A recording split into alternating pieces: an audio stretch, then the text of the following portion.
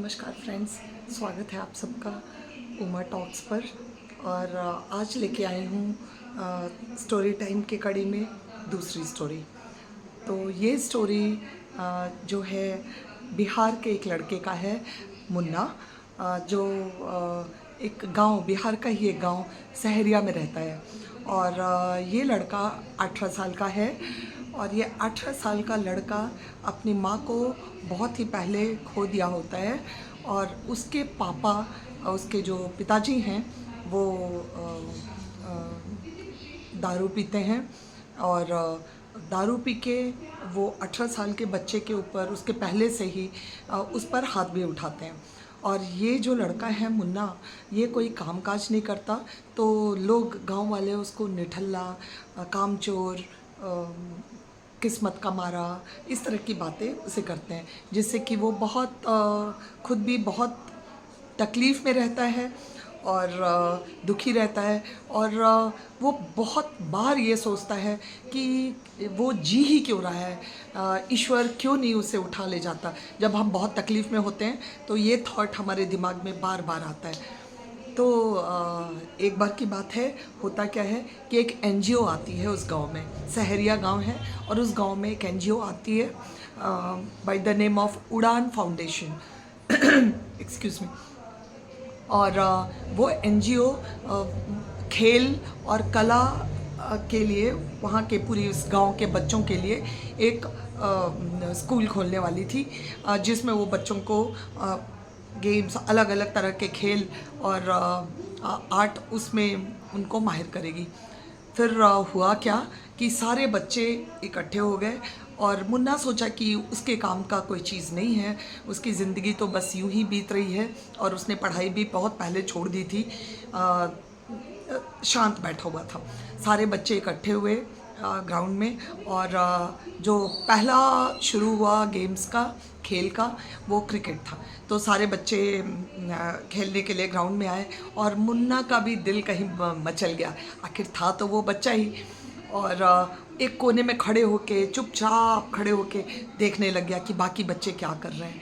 उतने ही में क्या हुआ कि एक 60 साल के एक सर, कृष्णा सर, उन्होंने दूर से देखा इस बच्चे को और वो इसके पास आए, इसके आंखों में देखा। और एक्सपीरियंस एक होता है, वो समझ गए। वो जाके बोले, तुम्हें अच्छा लगता है क्रिकेट खेलना? तो इस बच्चे ने बोला हाँ। तो उसने बोला, फिर और क्या है, ज़िंदगी में अपने तकलीफ़ों से आदमी लड़ता है, वो उस लड़ाई को एक अलग मोड़ दो और आओ ग्राउंड में। और वो भी आ गया और उसको भी फाउंडेशन ट्रेन करने लग गई। अब मुन्ना इतना स्मार्ट था कि वो बॉलिंग भी करने लग गया और फील्डिंग में वो सबको पीछे छोड़ गया। तो फाउंडेशन बहुत खुश थी उससे। और एक बार क्या हुआ कि कुछ दिनों में ही एक ड्राइंग कंपटीशन ऑर्गेनाइज किया उन्होंने। और उस ड्राइंग में हर एक को अपनी लाइफ, उसकी क्या लाइफ है, उसको स्केच करने के लिए बोला। और आप जानकर आश्चर्यचकित हो जाएंगे कि मुन्ना ने जो ड्राइंग बनाई, सबकी आंखें फटी की फटी रह गई। और आपको पता है उसने क्या बनाया? उसने बनाया एक दीपक। और उसके साथ उसने क्या लिखा? एक अंधेरा घर और उसमें दीपक। तो उसने लिखा कि मैं दीपक नहीं बन सकता, लेकिन वो रास्ता जो दीपक की तरफ, जो अंजोरा की तरफ ले जाए, वो तो बन सकता हूँ। और ये देखकर, उसकी पेंटिंग को देखकर, उसकी ड्राइंग को देखकर सबकी आंखें भर आई।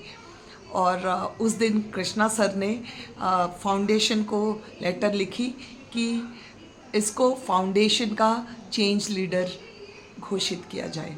और उसके बाद से मुन्ना मुन्ना भाई हो गया और मुन्ना की एक अलग रुतबा, एक अलग इज्जत हो गई पूरे गांव में।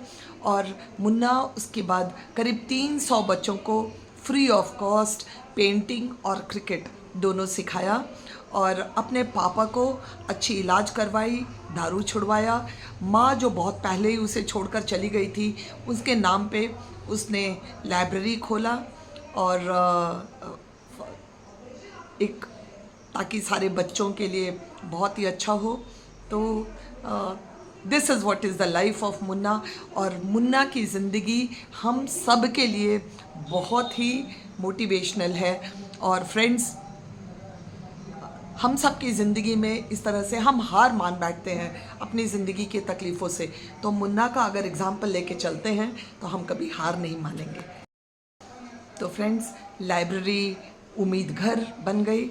और बस हर किसी के ज़िंदगी में हार और जीत लगा ही रहता है, और इंसान वो है जो अपने अंधेरे से लड़कर दूसरे की ज़िंदगी में रोशनी बिखेरे। तो हम सबको वो दीपक बनना होगा। और अगर हम रोशनी ना बन पाएँ, जैसा कि मुन्ना ने बोला, रोशनी का राह, वो राह जो रोशनी की तरफ सबको ले जाए, वो तो बन ही सकते हैं। बहुत धन्यवाद, बहुत बहुत धन्यवाद। Thank you so much.